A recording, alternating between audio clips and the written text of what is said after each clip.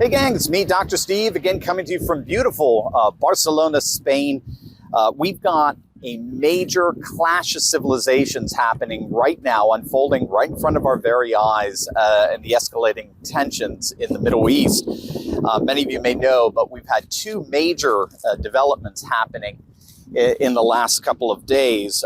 First and foremost, we have the assassination of the Hamas leader, one of the major Hamas leaders, Ismail Haniyeh, in Tehran, of all places. Again, talk about geopolitical significance here. He was in Iran. I believe he was visiting there for the inauguration of their new president. Their previous president, Ibrahim Raisi, was killed in a helicopter crash several weeks back.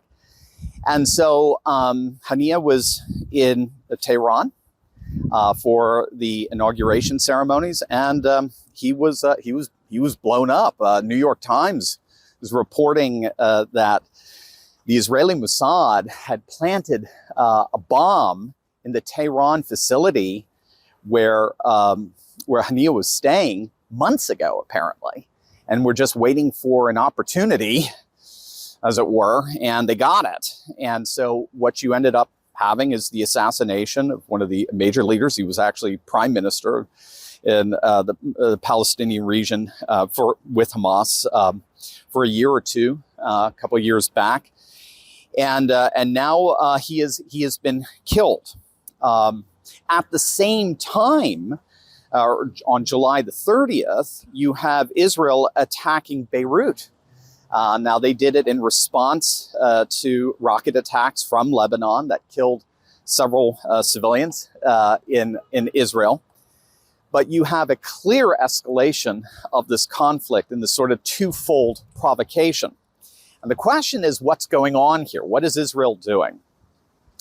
Well, most would argue ultimately Israel would like the United States to enter into this conflict and take out their arch nemesis, Iran. The United States is still bitter about what Iran did to us 40 years ago with the Iranian hostage crisis, and want our revenge at some point.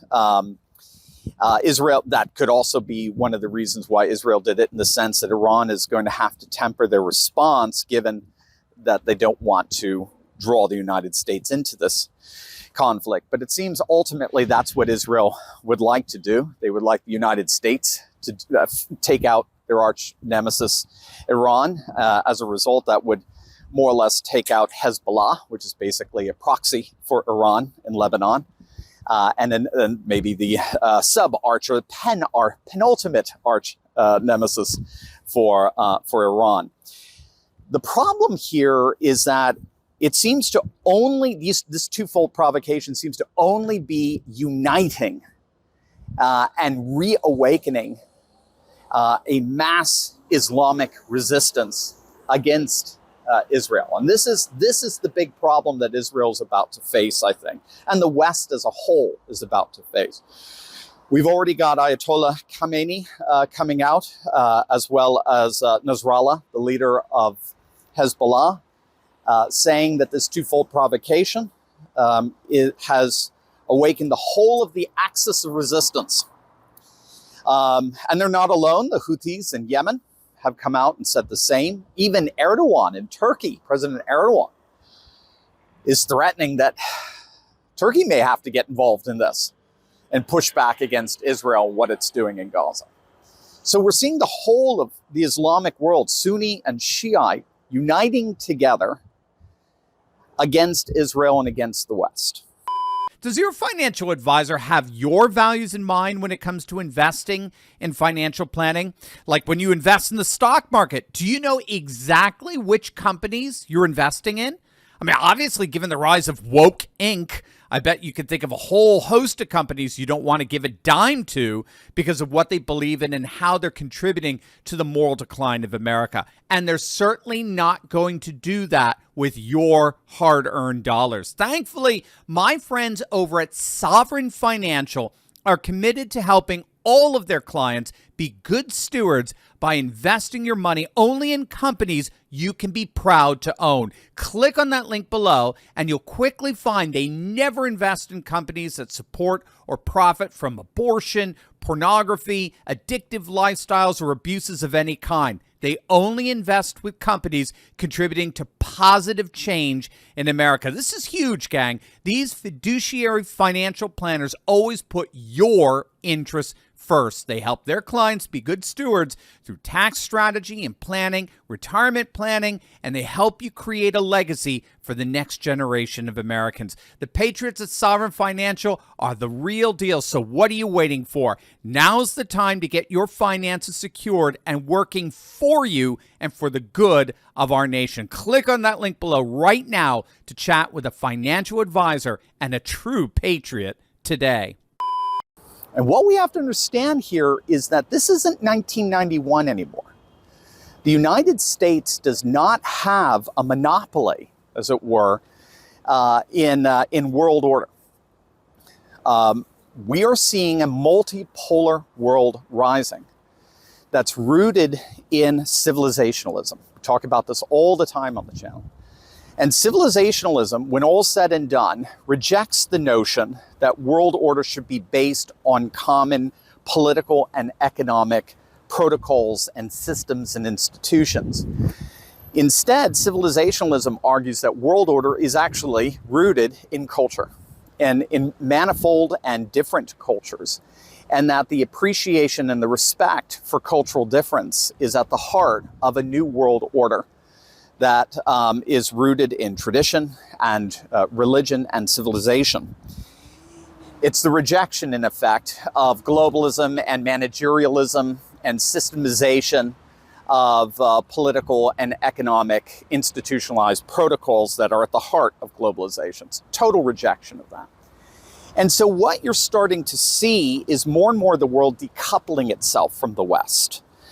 And they're following the lead of some huge civilizational states like China and Russia and India. India is kind of in between. It's sort of a via media between this new civilizationalist world and the globalist West.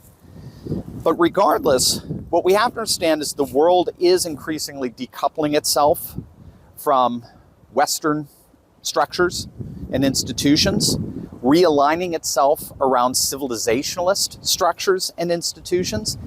And the Islamic world is unifying itself to join in with that new civilizationalist world.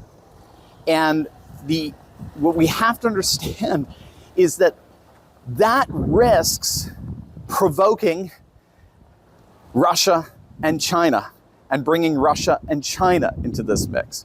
If Israel is trying to get America to come into this conflict, make no mistake, the Islamic world will not just unite around a common enemy of Israel, but now, given that so much of the Islamic world is being integrated into the civilizationist world, particularly through the new structures of BRICS, right? That's the economic bloc that was historically Brazil, Russia, India, China, and South Africa, but now is 3 OPEC nations of Saudi Arabia, Iran, and the United Arab Emirates, and with many more wanting to join as well in the Islamic world.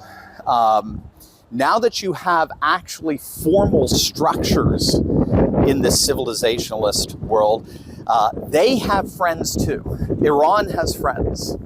Lebanon has friends that go beyond the basic Western protocols of NATO and the EU and the IMF and all this sort of stuff. They're gonna draw from those structures, those alliances, as a way of being able to push back against anything that Israel might be able to try to galvanize in their fight against Hamas. So all of this is to say, we are seeing a clash that is civilizational to its core in the Middle East, and its potential for escalation seems to know no end. And that's the devil's bargain that's unfolding in front of our very eyes. In the end, I don't think the United States is strong. I think we are so politically weak internally that I don't think we're going to get involved. We'll see. I don't know. We've got some insane lunatics running the joint right now. We'll see. And I don't think Russia or China is quite ready to get involved with this either.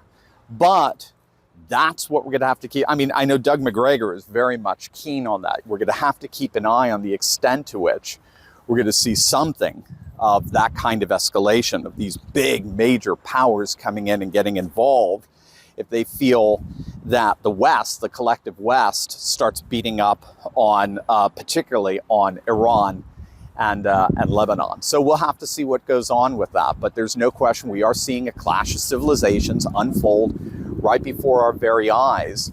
And it's one whose escalation seems to know no bounds. God bless, gang.